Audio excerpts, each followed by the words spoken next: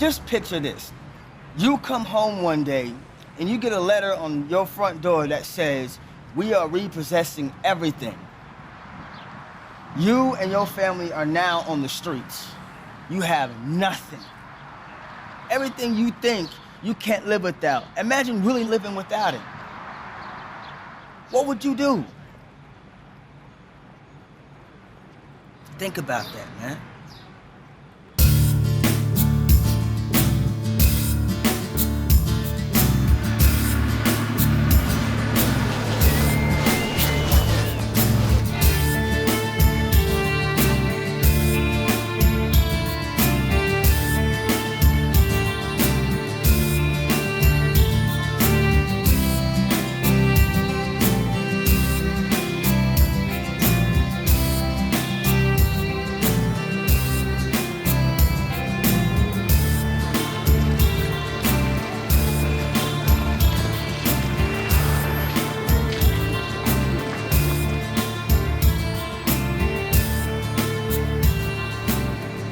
My name is Don Sawyer.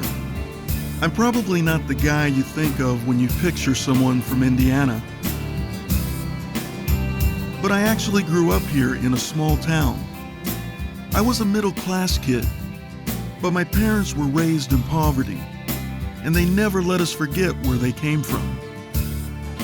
I spent 2 decades living in LA, playing in bands and working in market research. But I moved back here to be closer to family. Indianapolis seemed like a pretty nice place, but according to the local news, the city had a big problem. Homeless people living in camps around the city. Home sweet home it isn't. This homeless camp has not only alienated its neighbors, but it's also alienated the neighbors from the city. The camp has had Fear of the homeless was fueled by a series of alarmist local news reports. There was talk of sending in the police and shutting down the camp. I drove down to Davidson Street to find out why. And that's where I met Maurice. My name is Maurice. I began my journey February the 14th, 2011, by walking away from my life and living out on the streets. I tried to live the American dream, say it wasn't fulfilling. It wasn't fulfilling. People have been living outside in the Davidson Street area for more than 20 years. Maurice Young is the mayor of this camp, the largest in Indianapolis. I live here and I help people sort through life problems and issues. My name is Ronnie Blank. I'm 54 years old. I'll be 55 July the 19th. I live at Davidson Street and Washington Street, under a bridge with the homeless. My name is Tina Marie. I've been homeless 5 different years. My name is Mr. Prolific, Prolyific. Hi, I'm Cameron. I've been homeless for over 13 years. I've been doing this for going on 9 years. I'm tired. I've been homeless for the past 10 years, off and on. I'm here because I lost a job, and I'm trying to look for a job. I can't go to the library because I hit my sister in the mouth, and they abandoned me. I'm Henry, I'm 27, and I've been homeless this time since May 6th. My name's Scott. I've been homeless about 5 years. Like I said, this time. This ain't my first time. Doing okay. I got my sense of humor, and Maurice talks to me a lot, keeps me straight. What I have is what you see that I have. Where I sleep is in this tent that's over my shoulder here. That's all that I have. Maurice seemed to run everything. I watched people come into the camp and ask if they could stay. Maurice would welcome them in, give them a tent, and set it up for them.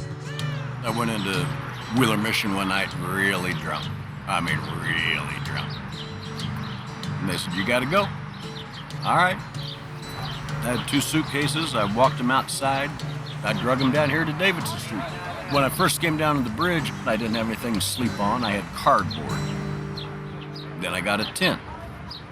And then I got it together. I started learning some things.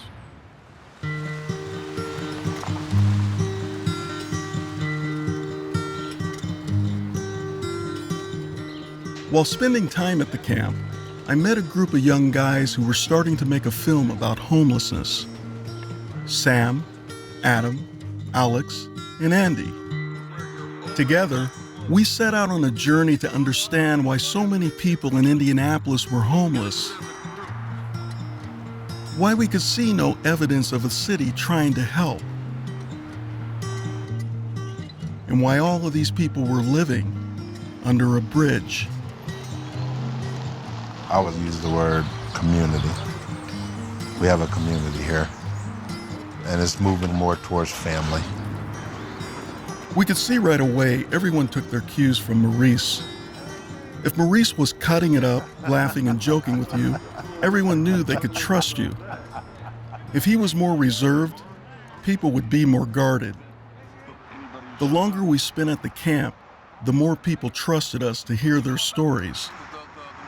This is not an area where you just want to lay your head down for the rest of your life. Let's put it that way. You know what I mean? I'd rather just be in a hotel or in my own house or a mansion or something.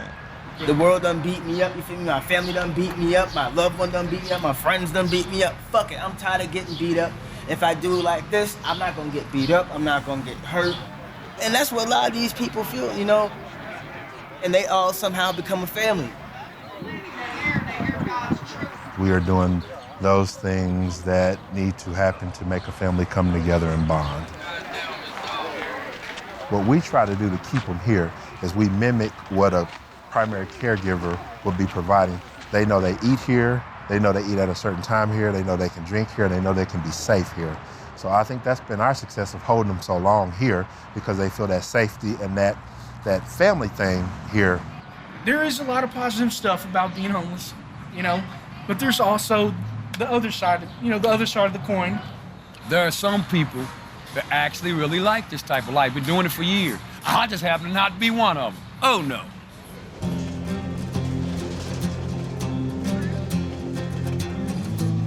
It seemed like the camp was functioning at a remarkably high level. There was even a guy named Wes in a wheelchair who lived there. Maurice told us he was running a program where people could have their daily needs met, and when they were ready, he would help them move out of the camp. As of June of last year, we've transitioned 61 people out of the camps. People throw away a lot of stuff in the city, through the alleys and the dumpsters and stuff. And when I find good stuff, I keep it, and I sell stuff, and I make money, and I keep money. I made some money today, fortunately. This guy bought movies from me, and I made that's 8. And some change. They are just good people, everyday people. So I'm doing okay. People who lack tools that most people would assume that they have. People who just need some special attention.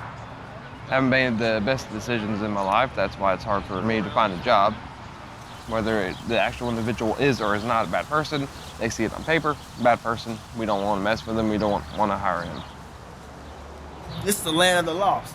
You know, people think they're hard in the streets. I don't care if you're in a biker gang. I don't care if you a thug, you feel me, from Crenshaw Mafia.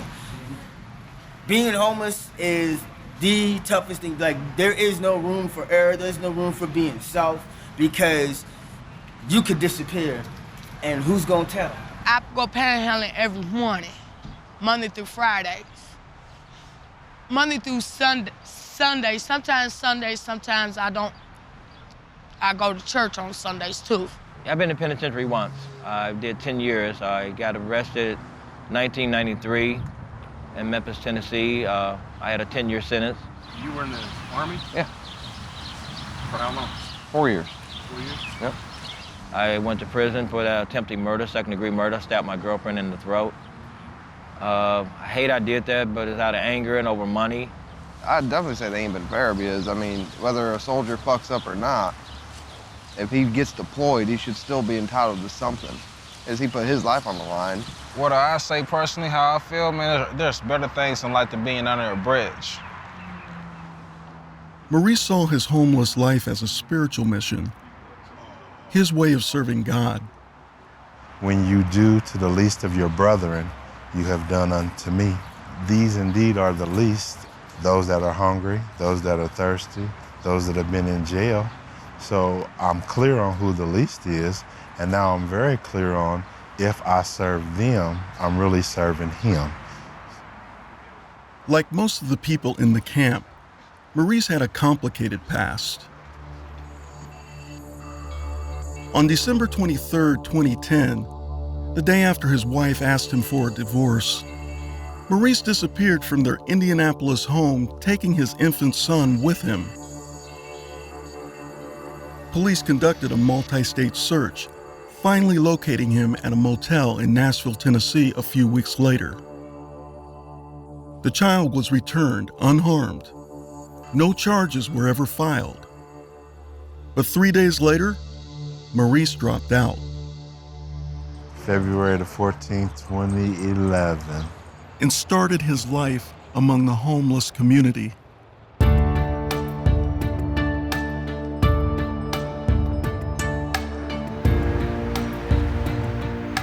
The Davidson Street camp is located a few blocks from the center of downtown. It's just one of many homeless camps in Indianapolis. There's 44 different camps that we have marked on GPS. So that's 1 out of 44.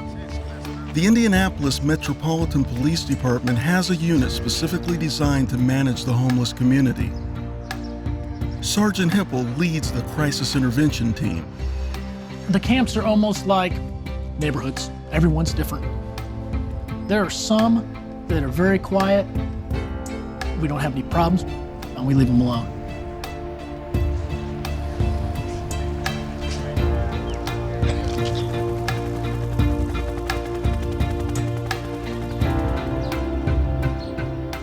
Indianapolis is a city with a growing divide between the rich and those living in poverty.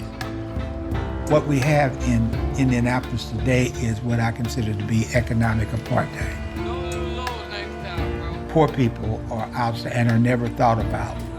It is racial apartheid. There are no African-American businesses in downtown Indianapolis, none. With all the growth and development, the restaurants, when the Colts play, when the Pacers play, there's no opportunities that flow to my community.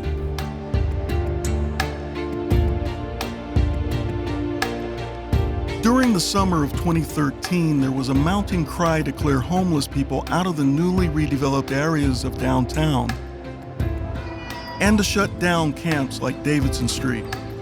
Before it got that big and that rowdy, the businesses tolerated it.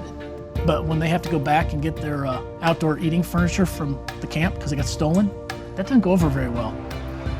When they threaten to shut down the camp, they never say that being outside is a bad thing. They want to put you different places. But when you come in large groups like this, it becomes a problem because you see it. People know about it. People respond to it.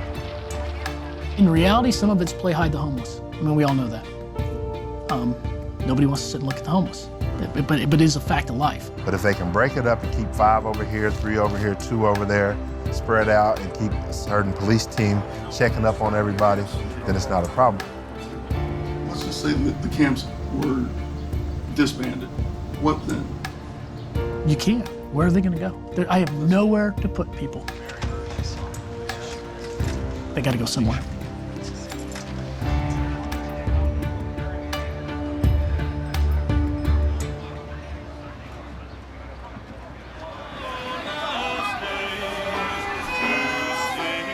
At the camp, Maurice kept a schedule board for when different church ministries would provide food for the campers.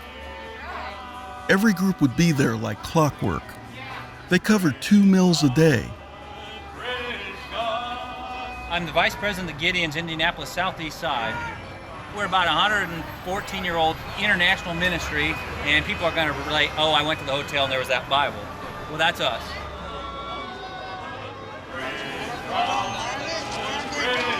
We bring down water, hygiene, food, donuts, sandwiches, canned goods. We come down here and we feed them breakfast because, I mean, that's the first meal of the day. So, you know what I mean, to give them just something, you know, to to get them started. Our ministry's name is Food for Souls, the number 4 sign. Every Sunday we hit 7 camps along the river.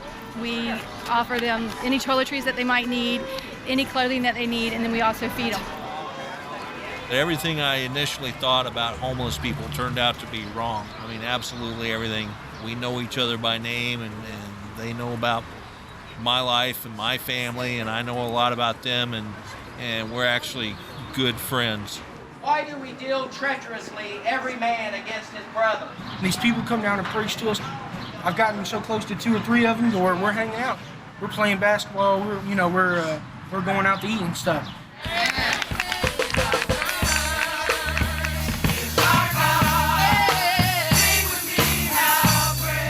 But not everyone liked what the Christian outreach ministries were doing at the Davidson Street camp. If you've got someone that has mental health issues or medical issues or whatever, now to have all these different people there and adding a level of confusion, you might end up doing harm before you do good. City officials, service providers, and the local news began to criticize the church volunteers as do-gooders, who were only making matters worse. Hundreds of homeless live in the city's shadows, along the river, beneath overpasses and railroad bridges. And so-called do-gooders, individuals and church groups, make their Spartan lives more tolerable. They come down here and help us. I mean, every bit of clothing I'm wearing right now was given to me from a help group. They bring us food and bring us blankets, stuff like that if we need them. But people who help the homeless with food, clothing, tents, and heaters only hinder the effort to get them off the street. Critics said the church folks were only helping homeless people remain homeless. They called them enablers. We are. We're right there. We're enabling them. We're enabling them to have a clean pair of socks, to have something in their stomach, to have underwear, to have toilet tissue. It's sort of a disservice to the people who live there because what happens is they accumulate pizza boxes and spaghetti bowls and paper and all those kinds of things, and people provide tents, and there's trash, and there are rats. I've heard of mom and bringing their kids down to pass out sandwiches to the encampment. And that's just not a safe environment for those children. First, I would call the enablers sustainers. The professional individuals who get paid to do this job, they need to see it through the eyes of the faith-based people, because we're talking about individuals who come down here after they've worked 40 and 50 hours a week, but yet they still incorporate us 100% every week faithfully. Steve Kerr is development director for Wheeler Mission. He is concerned about police and ordinary citizens who visit these camps. Even just private citizens going down there and wanting to do good things, I think they're putting themselves and possibly the families in danger. To local news reporters, Steve Kerr was the authority on the Davidson Street camp, though we'd never seen him there. Steve is the Chief Development Officer at Wheeler Mission, the largest homeless shelter in Indianapolis. Wheeler Mission was started by the women of the Christian Temperance Union. And that sounds solemn. I just love these old pictures. This is Mr. Wheeler? That is William Wheeler. He was a hardware salesman here in Indianapolis and just had a real heart for the homeless. But the mission was built as a state-of-the-art shelter in the 20s. First one in the country. My understanding is Indianapolis is unique in the fact that every shelter in our city is faith-based. We do require men to either go to Bible study or chapel if they want to stay the night. Do you have to accept Christianity? No. Obviously, there are men that are Jewish, there are men that are Muslim. You can come every day for lunch and dinner, chapel, even, and you can stay in our day room. But you would only receive 10 nights of shelter every month. You have to meet criteria to get more than 10 days, and it's simple. You have to pass a drug test. Okay, so you have to be clean. You have to show us that you're looking for work. If you're seeking help, if you're meeting with the case manager, if you're going out during the day trying to find a job, trying to get your Social Security in order, whatever that is, you're welcome. You can stay with us. If you're not at that point, you're going to be sleeping outside.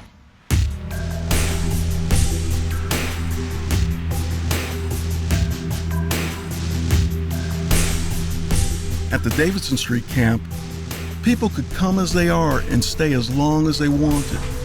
We began to understand why so many homeless people wouldn't or couldn't stay at Wheeler Mission. I tried Wheeler Mission, no go. I stayed there and it was the worst place to stay. I'd rather be in jail. I swear to God, Have you guys ever stayed? We had someone tell us today that Wheeler was worse than jail. It is. It is. It is. We met a guy and he says he was coming in and he was coming in with other people. He had his ID, so he got in. And people that he was coming in with didn't have ID, so they didn't get in. Is that anything that really happens? Honestly, I don't know. Okay. I'm not saying it did not happen or could not happen. Do they thumbprint you when you go in? They take all your possessions from you. You have to follow by their rules. You have to talk the way they want you to talk. You have to do what they say when they say. And it's just, there's no freedom there. If you came in without ID, we would certainly log you into our system. We would put your fingerprint or your finger on a fingerprint reader, and that's how we will identify you and give you information on where you can get ID.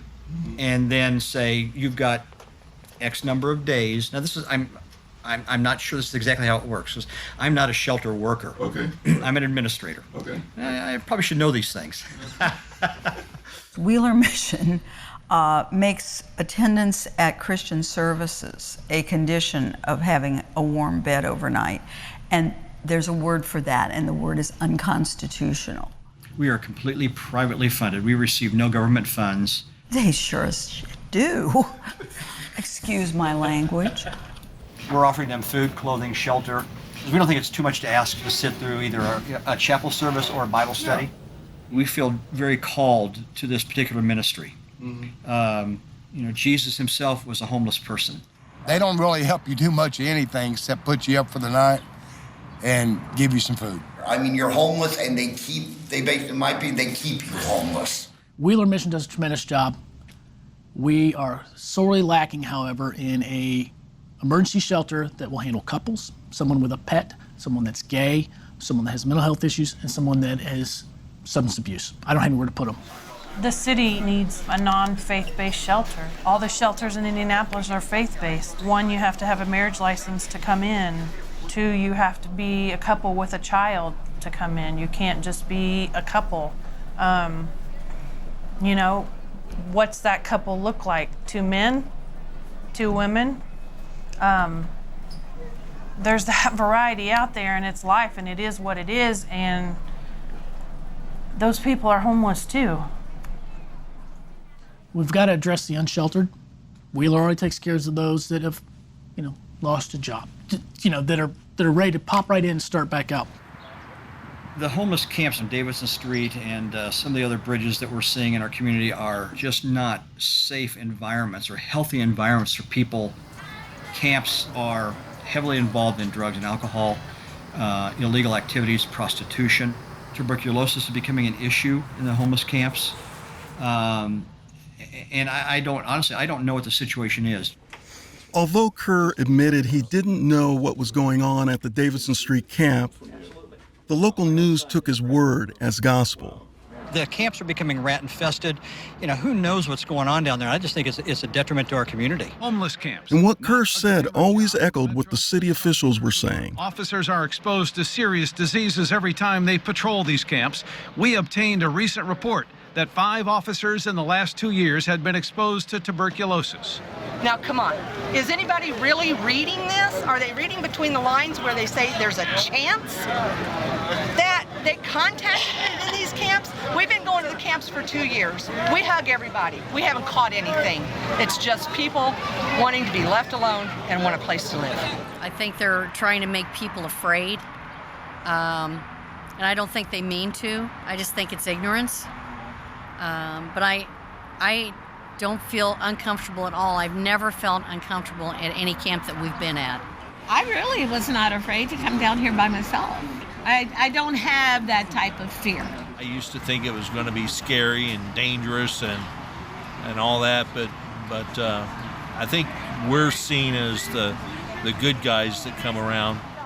Until the city comes together and finds a place to put these people, where they can be safe and be fed, then we're going to continue to do what we do best and what God leads us to do. The city of Indianapolis needs to help instead of trying to shut everybody down that's trying to help.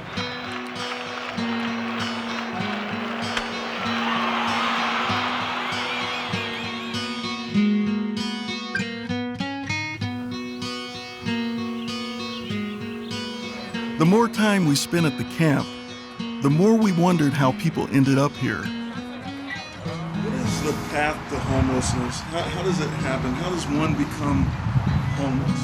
Now, the path varies on the individual. All the paths lead to the same place, but they don't start at the same place. Now, most people think that if you lose your job, you become homeless, but there's a process. Usually, if you lose your job, you exhaust your savings account, after which you then do friends and family. Then you head over to the mission, then they get on your nerves, and then you'll be outside. How did you first become homeless? I got relieved of my duties at the surgery center because I didn't have a medical degree. What were you doing there? I was in charge of purchasing. I was a truck driver. I got a misdemeanor, OWI. What's that? Operating while intoxicated. And my first offense, I've never been convicted before. I worked on my job for 15 years doing construction at a construction company called Core Slab. Okay. I worked there 15 years, and they laid us off and sold the company right from under us. A guy was beating on a woman. I grabbed the guy, I pushed the guy away to keep him from doing any more harm to her. And I thought, I was doing what was right. But he called the police, they arrested me, put me in jail, and they convicted me for assault and battery. I'm with a wife and 2 kids. Ain't got nothing coming in. Had to go. I had to go. I had a house, I had a wife. I lost my home, I lost my relationship, I lost my job. And then you have the people who, disability, run across injuries of sorts, lose a job, spend whatever settlement money they had, and then they apply for disability, and that's a 2.5-year process. So it comes from a lot of directions.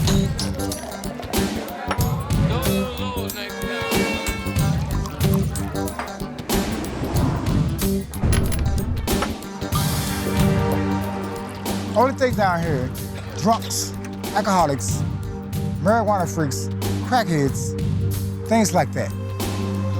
You have folks with addiction. Addiction will lead you to homelessness. You have people who are freshly out of DOC or incarceration. That leads you down here to addiction. Out here, they ain't nothing but get you in trouble, getting you into drugs and alcohol. 'Cause I ain't gonna lie, I smoke weed, because, it keeps me from trying to kill myself. This shit is depressing. I've seen everything down here, man, to crackheads, to people smoking weed, to fights. A lot of these people are alcoholics, they're drug addicts. I'm in my tent trying to sleep, I smell crack. You know what I'm saying? And my buddies are smoking crack. People want to get out here and do this every day, all day long. Time the sun up, the sun down. You are dealing with an issue that's squarely on that individual. That's their choice. That's not our choice to make. When they want to stop, they have to decide that. Stop drinking, stop smoking, stop killing, and stop the violence. But if you can't do none of those above, then you plan to be down here. See, that's your life, because you plan to be here. If you're not ready, then you probably need to stay down here with us, and we need to walk this thing out a little further until you get to that place. You can't change a man if a man don't want to be changed. You have people who have fallen through cracks through mental health programs. That leads to homelessness. There's a lot of guys out here that there's no way they could keep a job, because they got mental issues. Mentally disturbed, some paranoid schizophrenia. I have bipolar, paranoid schizophrenia, stress disorder, and MR from child. I have MR from child abuse. Fell out on the job. I died for 2 hours in Mobile, Alabama hospital, and God touched me and raised me from the dead and brought me back to life again. 80% of the people down here are mental health patients. And it's a tricky situation because people who cannot separate fantasy from reality to live with them and try to offer services to those type of individuals is very challenging. Well, I'm already, what they guess they call bipolar, ADHD, ADD. I've seen people smacking themselves in the face and pulling their hair out and shit. Intermittent explosive disorder. I'm also diagnosed with schizophrenia. I'm a cutter. I'm a self-mutilator. Say, if I may use an example, we come friends, and instead of, to the point I would hit you, instead of hitting you, I'll cut on myself. Well, they diagnosed me bipolar and stress. This to make the world go around in time. Time must go on. Guess what? You don't need to be out here. You need to be somewhere. You need to be supervised. Because you're fucked up.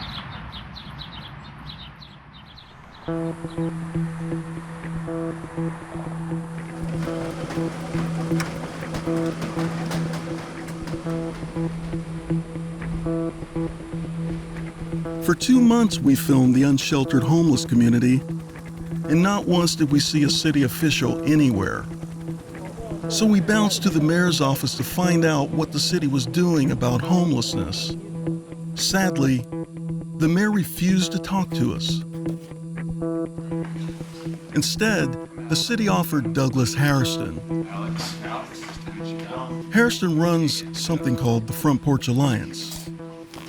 The Front Porch Alliance is an organization or an agency within the mayor's office that builds collaborations around different initiatives in our community, like hunger, abandoned housing, and such. Okay, so that includes homelessness? It does include homelessness. Of course, we work directly with IMPD, which is the Indianapolis Metropolitan Police Department, and the police are probably the ground level for the city. Many times the first call goes into IMPD. If a homeless camp gets overrun with garbage, it needs to be cleaned. Somehow they need to move because there's construction. It started to run through my unit. I have received calls concerning homelessness here in Indianapolis, and I either refer them into the IMPD or into CHIP. CHIP is a collaborative organization that allows the community to come together and support them. We work directly with CHIP. CHIP is somewhat of our homelessness arm for the city. We know Sergeant Hipple and his team, but we've not yet spoken with anyone from CHIP. We heard CHIP was the agency to talk to about homelessness, but they had no presence in the camps or out on the street. We still don't know quite exactly what CHIP does. Yeah. I think that when you look at different intermediary organizations, Indianapolis is intermediary savvy. Intermediary savvy. What does that even mean? CHIP's mission statement claims they do community organizing and advocacy to help end homelessness. But we never saw anyone from CHIP at the Davison Street camp. The officials we talked to seemed uneasy trying to explain how Indianapolis handles homelessness. But one program made everyone's eyes light up whenever it was mentioned: Cot Force. We looked at our top frequent flyers in law enforcement. Who's the guy downtown sitting in front of the Conrad that everybody complains about that's drunk all the time? These guys are getting arrested 100+ times a year, and it costs this much for an officer to put cuffs on him. It costs this much for an officer to transport him in the paddy wagon. It costs this much for him to walk in and get a mental health assessment in the jail, when it could cost $12 or $10 a day for them to go into treatment, which is really what they wanted. If I can impact those, then the department's happy because, in essence, I'm reducing the runs that the cops have to take and they can address violent crime. Our first 3 were banking about 120 arrests a year for 3 years in a row. And now one of them has fallen off the wagon in the last 2 years and probably picked up a couple arrests, but the other 2 are clean, sober, housed, and employed. So, I'm running -400, -500 arrests. Well, that's a pretty darn good stat. We have a guy from Cot Force. He's been clean and sober for 3 years now. I think prior to Pathway, he had 89 arrests. The program was a success, but the city still refused to fund it. We have gone off after a couple of grants, and we have not had any success with that. We've talked to the city. There's been some interest, but nothing has ever really come out of it. It's been conclusively proven, the last time I saw it in 2007 dollars, that if we just cut down on the number of arrests and emergency medical for the most chronically homeless, that it would save the city somewhere between $9 and $15 million. The city passed on saving that much money. Why? We didn't understand, so we circled back to Douglas Harrison at the mayor's office. What is the difficulty in funding Cop Force? The same difficulty that's inherent everywhere. So even as from a city's perspective, when you have employment down, or I guess unemployment up, our tax revenue is low. And so now you're into budget discussions. What do people really want to have funded? Which side of the budget does something lie on? And that's where we have to begin to say we can fund these things and we can't fund these things. A lot of times with these decisions on where to put money and where not to put money has nothing to do with what you see in the headlines, has nothing to do with what people are talking about. There's other conversations, there's other motivations that are going on. Was it surprising that Cop Force wasn't being funded? Maybe not when you consider this. Of the 15 largest cities in the U.S., Indianapolis is the only one that spends no state or local public funds directly on homeless shelters and services. None. Why doesn't the city just throw some fill-in dollars? That would be a great thing to do. I would love it if you would suggest that. There's just a different tolerance, especially in a red state like Indiana, for safety net entitlement programs. Just those words alone, like nails on a chalkboard. They just see this lazy bum on the street. This is a community where people will not speak out. White, black, Latino, people just go along to get along in this community. Unfortunately, we've got leadership that's becoming more selfish, invested interest now. When it comes to downtown development, the city is willing to spend money. Plans call for 300 luxury apartments with 500 parking spaces and more than 40,000 square feet of ground-level retail space. Price tag for the project is $81 million. The city will provide almost $18 million of that. Cricket, anyone? The multi-sports/cricket fields will go in this area behind me. Ultimately, it will cost $6 million to make it all happen. Did you know there's a $6 million cricket field being built? You guys know that a $6 million cricket field is being built from taxpayer dollars? $6 million what? Cricket field. Cricket. Cricket field. But we're in Indiana. No, I say fuck cricket, man. What is that? This is America. $6 million. $6 million? $6 million. $6 million just to build a cricket field over it? Yeah, $6 million. Homelessness is increasing in Indianapolis. That trend hasn't reversed.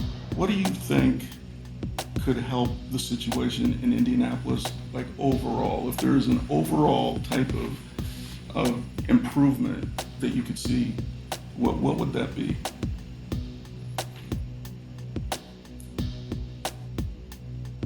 That's a good question. According to the city, in 2013, there were between 4,800 and 8,000 people homeless in Indianapolis. But several professionals told us the real number was probably much higher. We need everything. We need prevention. We need rapid rehousing. We need shelters. We need transitional housing. We need permanent supportive housing. The first part of your question really talks about the increase in homelessness. Right. And we've seen somewhat of a trend. People that aren't from Indianapolis are coming to Indianapolis to be homeless.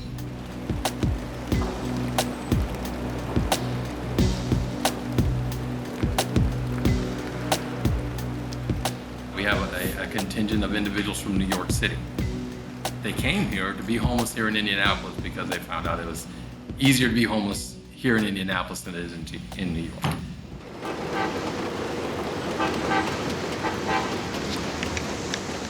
How many of the individuals that you have talked to, policymakers, how many have been to a camp? How many stayed a night in the camp? There's been nights I've sat here in this van and cried with this in my hand and say, why not? Why, God? Why me? It ain't fun. It's not funny. You're one mistake away, or maybe two mistakes, but mine are misdemeanors. I'm a human being. I want to go to work. I want to make a paycheck. I want to get back on my feet. But nobody's there to help. Nobody. I think I pretty much said it all. Did I miss anything? As our interview ended with Doug Harrison, he said something that seemed to reflect the general attitude at City Hall. Helping homeless people is not something government is supposed to do. It's unfortunate that there is a segment of our society that says it's the government's job to do X, Y, or Z. And there's nothing in the Constitution that says we are supposed to provide houses for everybody. In fact, we had a whole culture of mountain men, wild-west adventurers who ventured out on their own at the behest of the Constitution, saying, I have a right to live the way I would like to live. And if somebody wants to be homeless, they can, but they can't infringe on the rights or the laws that govern our society.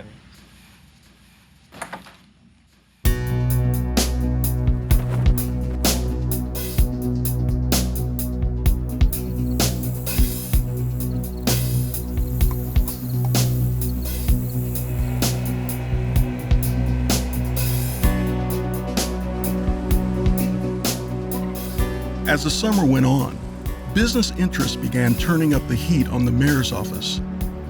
They wanted the campers cleared out. If you want to talk about Davidson Street, there's a legitimate complaint there from the business owners and neighbors. You know, they would come turn the water faucets on and fill their water containers, but then they wouldn't turn the faucets off, which, you know, makes no sense to me because then we had to start locking everything. All the electricity has been turned off around the perimeter of our buildings because they're charging things, cell phones, iPads, all that kind of stuff. And we would come in the morning and they'd be sitting there with their, you know, iPad plugged in with their pillow. So we've had to lock it or turn it off. There's a jail at the end of this street, a recovery center right across the street, and then on College you got a work relief. But whenever something happens down here, it's assumed that it's this camp. But there's quite a few individuals they would consider to be undesirable that can be doing that type of stuff down there. We will have no reason to use their water. We have our own water. We have no reason to use their electricity because we have our own generator. You see what I'm saying? But it just seems appropriate to them to say it's the people at this camp. They totally ignore those other three entities right there. They came down here and told you that you have to move? They came down this morning, Hipple did, and he said, we got till the 19th of this month to find somewhere to go. And his reason now is because the railroad wants to inspect the tracks. So he wants everybody out of here because there's going to be construction going on. And he said, if you don't, you're under federal law. You can be convicted of a felony, and we will throw you in jail. He said, we will be arresting people. Where do we go?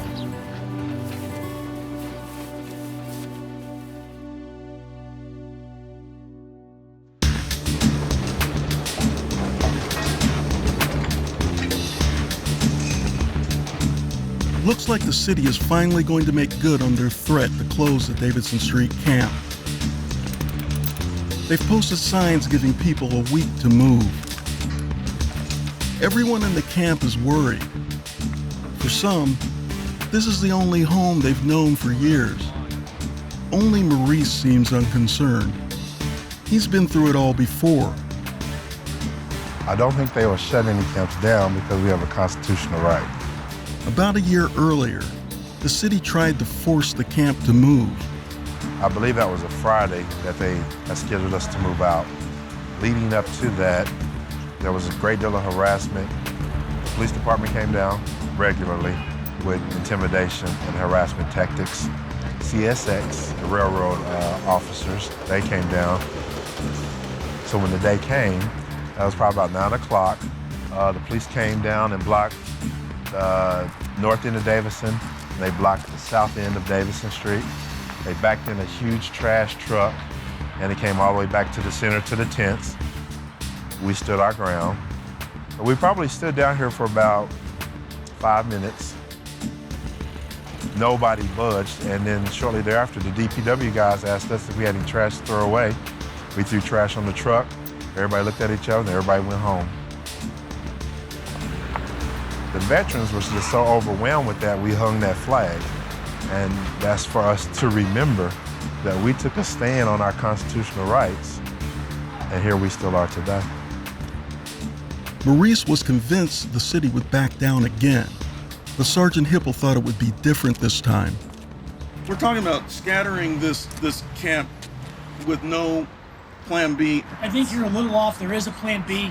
Is everybody else here has been homeless somewhere else before they ended up here. Right. This is not their first taste of homelessness, so let's not coddle everybody. They can handle themselves fairly well. Is it right? No. Is it the perfect solution? No. I don't have one. I wish I did. I wish we could find one, because we've been able to work with Maurice until this place, blew up, as they call it in the homeless community. So I wish I had a piece of dirt that I could say go. Okay, but you said, is it right? No. Is it a good solution? No. And while those are no's, wouldn't it make sense that somebody gets some yeses going before they actually do the action? It's frustrating. It's very frustrating. I've upset some people by saying lead, follow, or get out of the way. Pick one of the three. Right now, nobody's doing anything. I think the stand now is to get away from the city's philosophy of hide the homeless, take a stand, and when we take a stand, we'll create a win-win for them, for us, and for the police. We understand that we have constitutional rights, and we understand where we stand with the Constitution. And we understand through that Constitution that there's a process for both sides to go through if they want any type of change.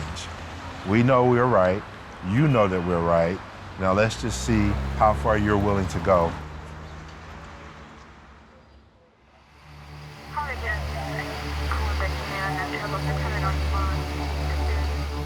Two nights later, 6 Suburbans with 16 U.S. Marshals showed up flexing their muscles. They were supposedly only after one guy. They never found him. When I started filming the Marshals, they threatened to take my cell phone for evidence. After Adam got there with the camera, they were gone in 10 minutes.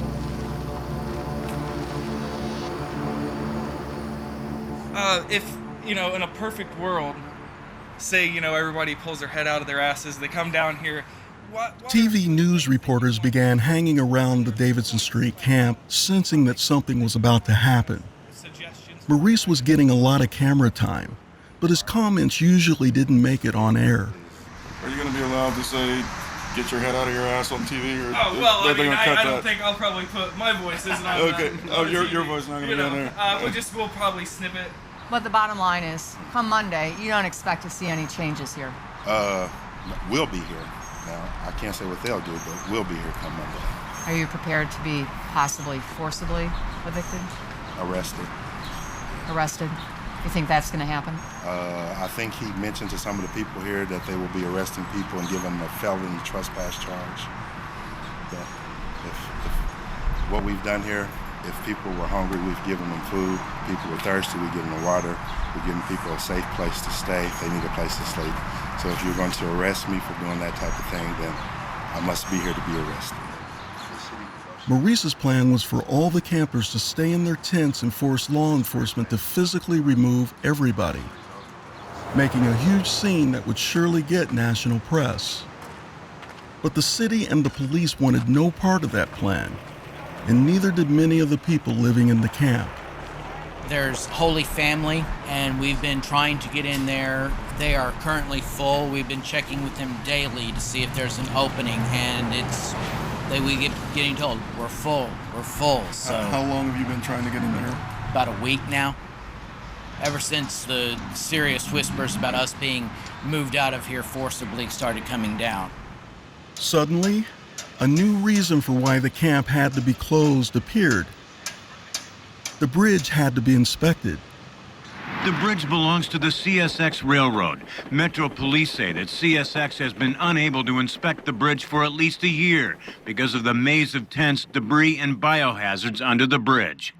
That's another important reason that we need to come in and clean up the space to make sure that it's safe for inspectors and folks in the neighborhood. I think they could have given them a little bit more time. I mean, a week's notice is not really a lot of time. I know they've been saying they're going to do something, but now all of a sudden these signs come up and I'm not even sure, looking at them, what's a bridge cleaning?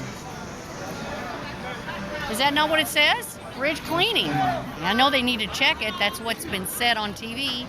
And you can put this on TV. I don't trust any of the media when it comes to what's on TV. It seems to us that only really one side of the whole story has been told.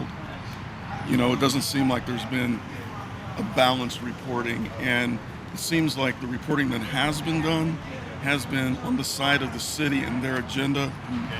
The story that we did on Tuesday down here, we interviewed Maurice, we interviewed somebody else from the camp, we interviewed somebody from CHIP, But what ended up on TV, there wasn't any of him that ended up on TV. Well, but we've had him on TV many, many times, more so than anybody else. We try to do a balanced story, we talk to everybody we can. Yeah, but it's not happening.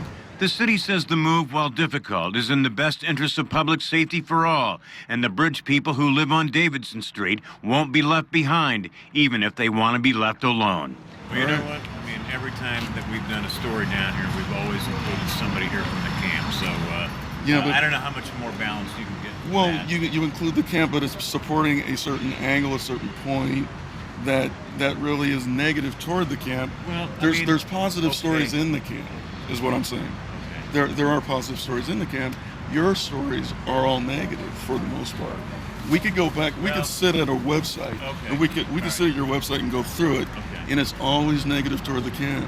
Well, that's all I'm saying. That may be your perception, but my perception is that it's always been fair and balanced. So the businesses in the area have complained for years about rats and rodents, trash and debris, and people using the area as an open toilet. There is at the same time sympathy and relief about the move. I mean, I don't know where they'll end up, and I feel for them because they have nowhere to go. But anyway, we got 12 minutes to get to. Thank you very much. I appreciate it. Thank you. Thank you. Yes. I'd like to know more about Davidson Street, but my guess is there's somewhere there's a donor who has a property nearby who complained until they decided they wanted to level Davidson Street. We own all the property to the railroad on the west side.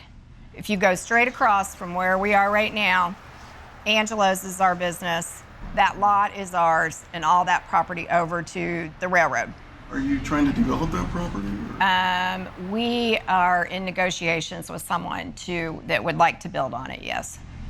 Is the camp in any kind of sticking point in those negotiations? They are very concerned. Is it going to be more condos, more capacity? Yeah. That's so far, that's what the plan is, townhomes. It's pretty easy.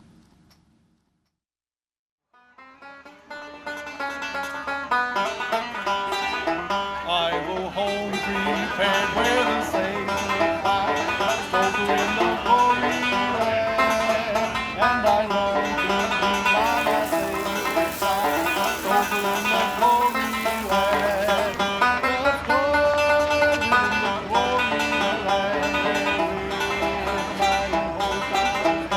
Folks, this is the Last Supper.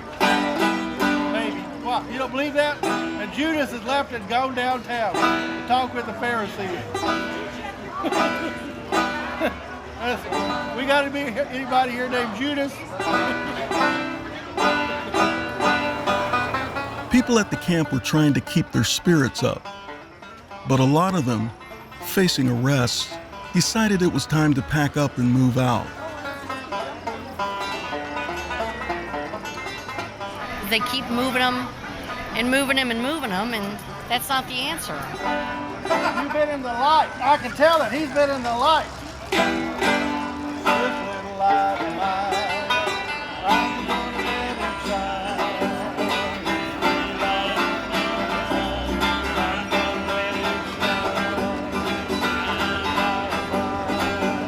I'm gonna let it shine.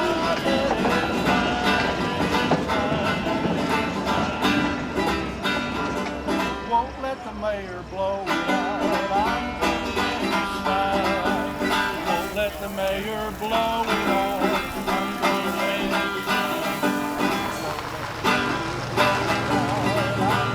let it shine. I'm gonna let it shine.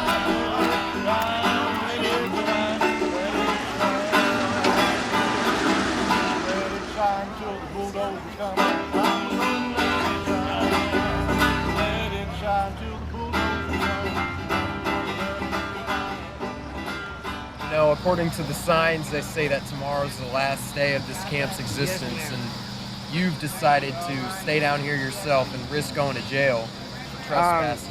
Yeah, I would. That wouldn't be a problem.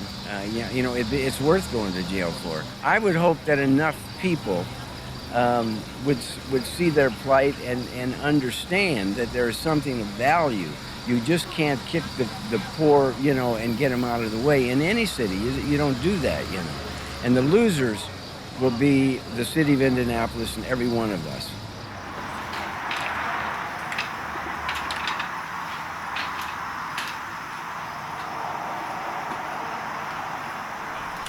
People are going to be watching this in the morning. People that don't know you. What do you want to say to them? Honestly, like, what they're doing is whack, man. I'm gonna keep it real, what they're doing is whack. They shouldn't do this to us. We're already in a bad situation, but for them to kick us out like they're kicking us out, it just put me in a worse situation than I was already in. Because it's a shame, man. We out here on the streets. We got veterans, college people, man. I met a lot of people out here that don't even have no business being out here, but we caught a bad break in life. And it seems like that the city just want to persecute us because we caught a bad break in life. We all mess up. I'm 4 months, 3 weeks pregnant. And like at this point in time, I have no idea what's gonna happen. Police Sergeant Hipple came down here and said that he had housing for the couples. They told us that we'll be going to a shelter together. And then when I called the shelter, they told us they weren't gonna take us because my child's not born yet and because we're not married. The mission is not gonna help us. For y'all to get up there and suggest anybody go to the mission, that is not gonna help. Because all they doing is getting rich off of the homeless people. So how many people are here right now? You said some folks have moved away. Would you? Yeah, unfortunately, the scare tactics and those type of things have pushed people back into park benches, abandoned homes, and back into alleys, which is very hurtful to me. But I would say roughly about 51, 52. And it would be different if that was helping us with a way to get out. You see what I'm saying? It'll be totally different. I'll be understandable. I'll be ready to go. Believe me, I'll pack my things and put it in your car. You know what I'm saying? Take me to the house. Meanwhile, our crew moved into the camp to document whatever was about to go down. So we're down here capturing the story as it happens. I'll be up at 6 a.m. waiting for all the news crews to roll in. What makes you upset? What makes me upset? That nobody understands that these are real people. And this is where they call home. So beautiful. These are my friends. Is that why you're here? Is that why I'm here? Mm-hmm. Why else would I be here? The storm has begun.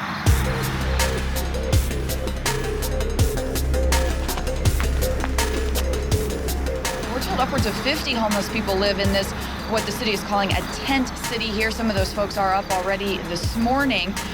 The city's given them a deadline of later on this morning to be out of here, but these folks say they don't want to leave. A week ago, it was 1 week, the city served them with an eviction notice. This is a perfect example of the Indianapolis media in action. That's me, Adam, and Andy. Not homeless campers up early to be kicked out of our home. I know. All they had to do was come over and ask. Instead, they shine this light in our faces and proceed to report misinformation to the public. Those signs say bridge cleaning. Has anybody investigated that? No, I mean, just so you know, Okay. I mean, I'm not here to be interviewed, Right. just so you know, I'm reporting what the city's been telling everyone, and Right. I work overnights, and so Right. we have other reporters who do that. I'm just wondering why all the reporters here are so incurious. The reporters don't want to answer my questions. Nobody knows that these are going to be condos. It's all news to them.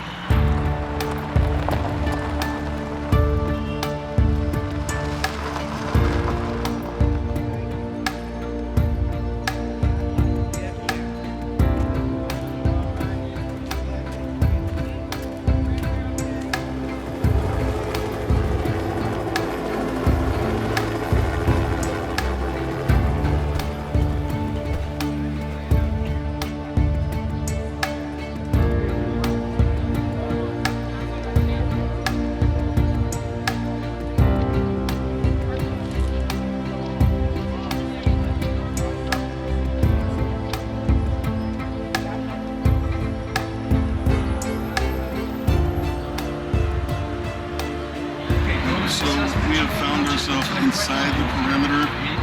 Who knows what comes next?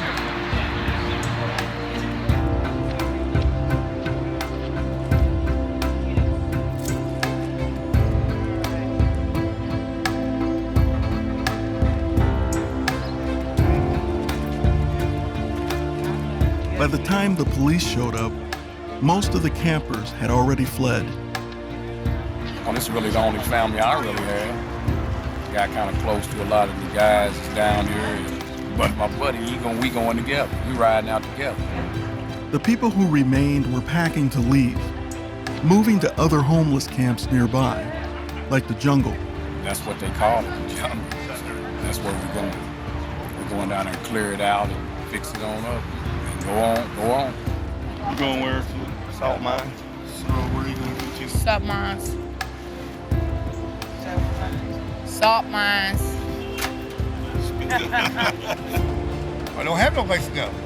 Yeah, this is it. They're putting us out on the street. You say they're going to put you out on the street. A lot of people think this is the street. This is the community. Yeah, back the there. community. We all ate together. Take it Sit easy, here all and right? just look at your pretty face all night. Reggie. What would you say to people who say, you know, those homeless people, why don't they just get jobs? Because, have you looked at the unemployment rate? We don't, we're poor down here. Some people ain't got 8th, 9th grade education. Maurice was setting up a vocational thing. Trying to do something here. We got churches bringing food every day. How are you feeling right now? Want to go jump off the bridge? Don't do that. No, I'm just saying, but I'm not going to do it. I'm just talking. I'm not going to do it. And I got a little girl to think of, so I'm not going to do that. And then plus, God ain't going to let me do it anyway, so I'm just talking, but I'm just talking out my mind. Why did you feel safe here? Why did you want to stay here? We got a tight community. Maurice, he pretty well picked people to go into the tents. Kind of like monitoring, keep all the bad risks out. Wasting time and money. City could have gave us some jobs instead of spending their time and effort and kicking us out. As taxpayers, that's your dollars being spent for them officers to sit there to do nothing. It's a shame, man. They call this place America. I'd rather go to Russia.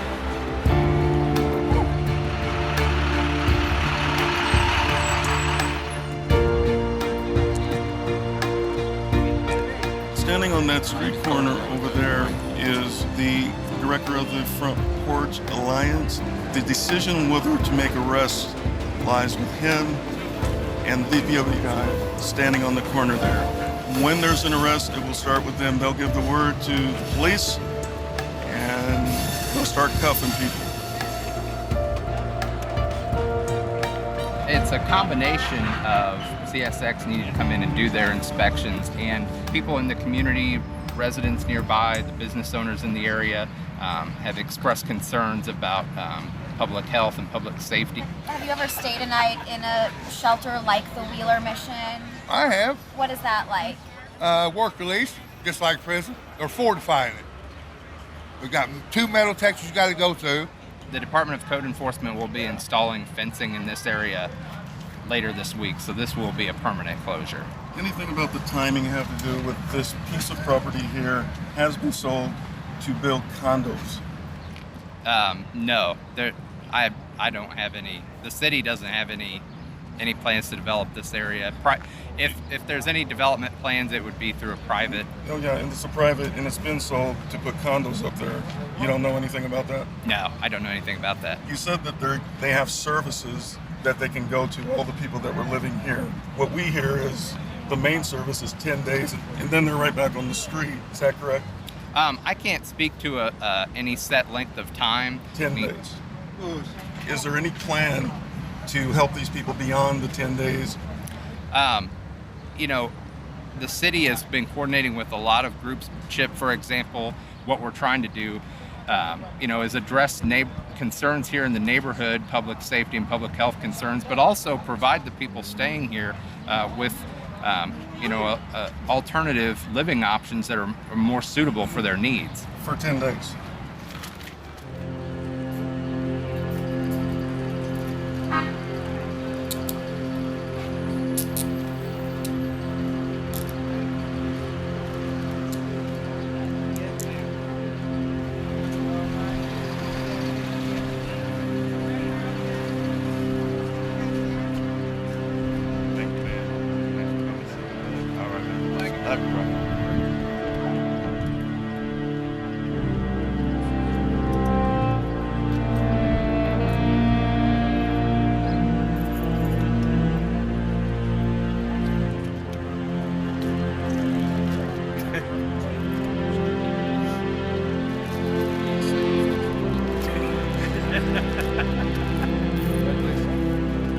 Maurice, good luck, man. Thank you. In the end, none of the other campers stayed to be arrested. 4 homeless advocates chose to be jailed along with Maurice.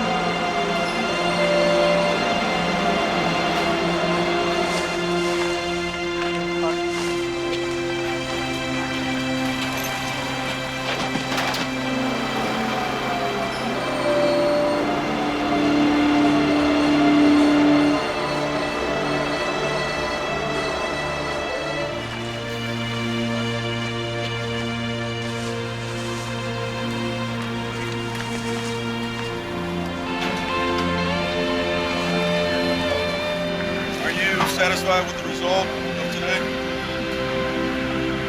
Of course not. I can't get everybody into permanent housing, can't even supportive housing, so it's not a perfect solution. Do you think the city's satisfied with today?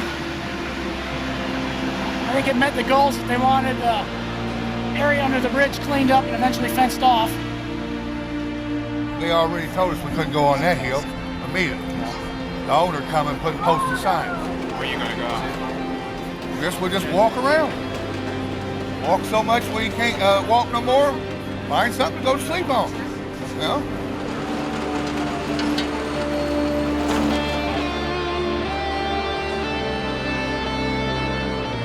All they did was moved everyone from one tent city to another tent city. Poorest, most vulnerable people on the streets of our cities, and you all saw how they were treated.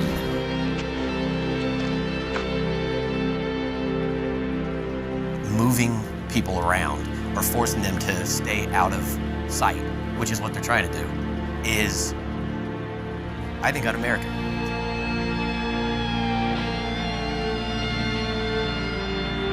They're people. What do? Do you just throw them away? No. You love them.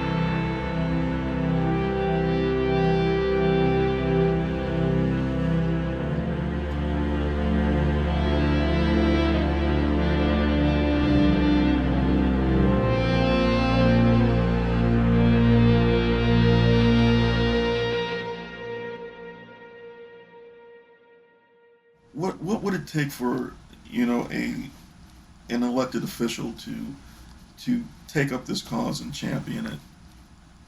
Balls.